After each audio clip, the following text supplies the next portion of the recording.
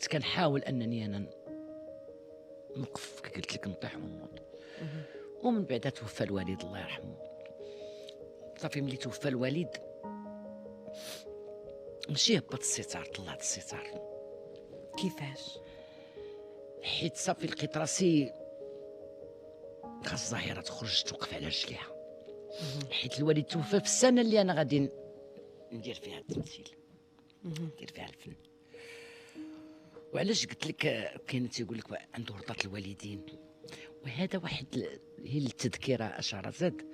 شحال من واحد تنتلاقى معاه ما كيعرفني ما كنعرفو، مرا ولا راجل، كيقول لي انت مرضية الوالدين، انت وجهك سبحان الله بشكل عندك واحد.